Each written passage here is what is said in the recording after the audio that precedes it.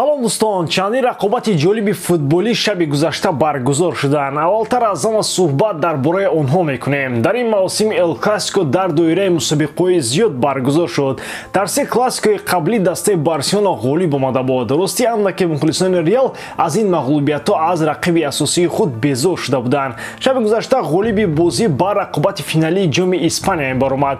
Он ҷо ҷоиза яке аз дастаҳоро интизор аст. Ба ҳар сурат рақиб дар финал дастаи Осасуна бошад ки муқобилаш бозӣ кардан барои ҳам Реал ва ҳам Барса хеле осон мешуд. Бозигарони Реал мехостанд дар Камп Ноу собит кунанд ки классикои охирини мавсим аз онҳо хоҳад буд. Иқрор шудан лозим аст ки дар Камп Ноу шаби гузашта танҳо як даста буд ва ном онро Реал Мадрид мебошад. Ин бозиро мо пурратар шарҳ медиҳем, аммо дар канали Барса ТЖ пурра абзори ин бозӣ баромад. Аллакай метавонед дар он ҷо ҳам тамошо кунед. Тайёр бошед, мо сар мекунем.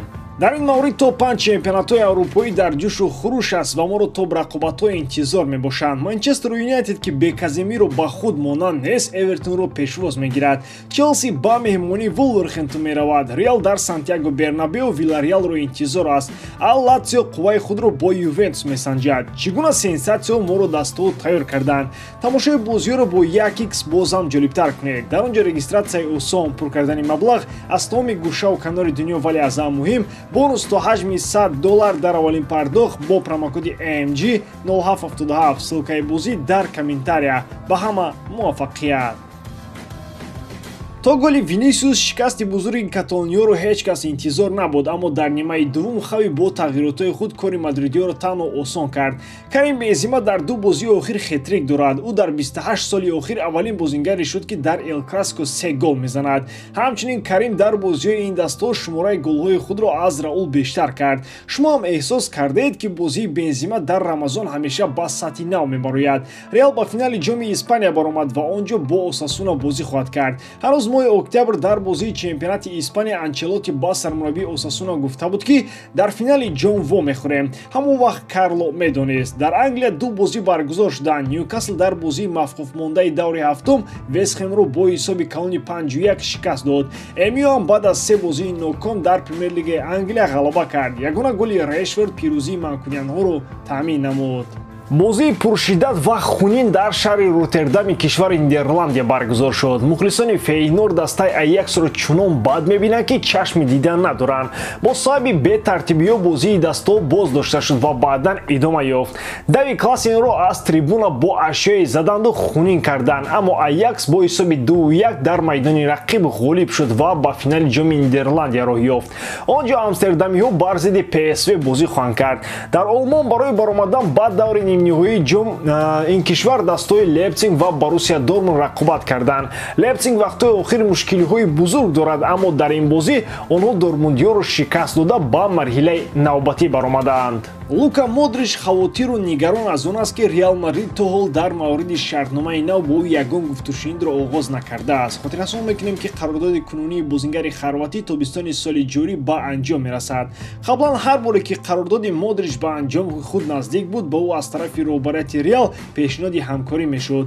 Модрич ҳамеша розигии худро медод. Аввалин маротиба дар корномаи Модрич роҳбарияти дастаи шоҳона ягон пешниҳоди накарда истоданд.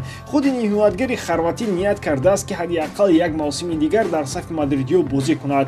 ӯ чандин маротиба дар мусоҳибаҳояш гуфта буд ки Реал Мадрид хонаи ӯст ва ӯ мехоҳад карьераи худро дар ин ҷо ҷамъбаст кунад. Дар Реал ҳам аз Модрич дар як мавзӯъ розӣ нестанд.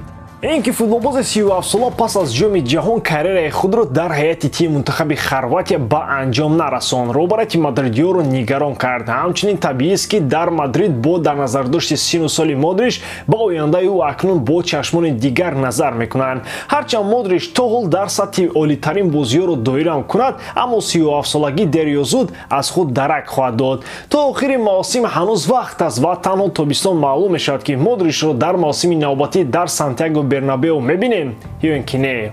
яке аз трансферҳои эҳтимолие ки тобистони соли ҷорӣ метавонад рух бидиҳад ин гузариши Бенҷамин Павар ба дастаи Манчестер Сити мебошад. Хосеп Гвардиола мехоҳад боз тактикаҳо ва схемаҳои футболиро ба сатҳи нав барорад. Аз ин рӯ бозингарони канориро ҷамъ карда вобаста ба маҳоратҳояшон мехоҳад онҳоро дар мавқеъҳои гуногун истифода барад. Худи Павар барои трансфер ба кишварҳои дигар омода мебошад. Шартномаи бозингари фаронсавӣ бо Бавария то тобистони соли 2024 амал мекунад.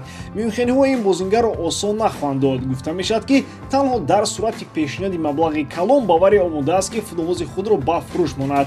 Аммо мағзи масъала ин аст ки барои бозингаре ки то анҷоми шартномааш танҳо як соли дигар боқӣ мондааст, ягон даста пули калон намедиҳад.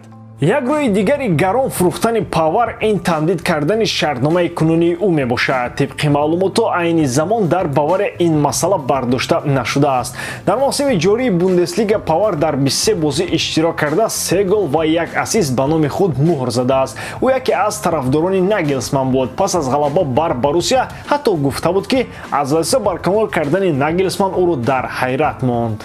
мо Зидану Луис Энрикеу Нагелсман гуфта шиштем. Сармураббии нави дастаи Челси Фрэнк Лэмпард мешавад. ӯ тобистони соли 2019 ба дастаи шаҳри Лондон бо вазифаи муайян омад.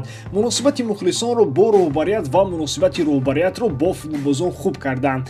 дар шароити маҳдуду аз уҳдаи кори худ баромад. айни замон ҳам ҳолат тақрибан ба ҳамон монанд аст, вале мушкилӣ дар он ки Челси ситораҳои хеле зиёд дорад. онҳоро аз ҳайат берун кунӣ қаҳр мекунанд. дар замони Абрамович ҳам ин мушкилӣ буд, вале он вақт ситораҳои Челсиро дар як ҳайати 11 нафара ҷо карда мешуд. айни замон намешавад, чун шумораашон зиёд мебошад. Лэмпард бошад он мутахассисе аст ки маҳз аз чунин шароити корӣ барканор шуд. хотиратон бошад, пас аз бардоштани бан аз дастаи Челси футболбозони хуб барои Лэмпард харидорӣ карда шуданд. ситораҳои тобон якбора ба Лондон омаданд. мушкилиҳои Лэмпард ҳам бо ҳамин оғоз ёфтанд. ӯ ки дар шароити доштани бозингарони ҷавон ва маҳдуд тавонист ба натиҷаи хуб расад, бо доштани имконоти васеъ ин корро карда натавонист.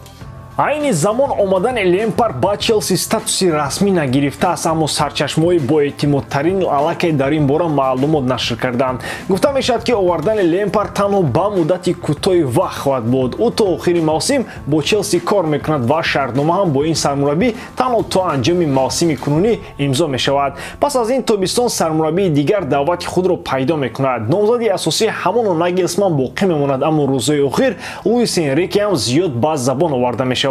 Лэмпардро аз пеш акнун бозиҳо бо дастаи Реал Мадрид интизоранд. Мейсон Маунт аз хурсандӣ дар куртааш намеғунҷад. ба ҳамин тамом, боридан ки ҷодкории ман ба шумо писанд меояд, лайк, комментария ва дар канал обуна шуданро аз ёд набароред. бо шумо бисёр вақта Муҳаммад Гаиров. хай бародарон, дар паноҳи Аллоҳ.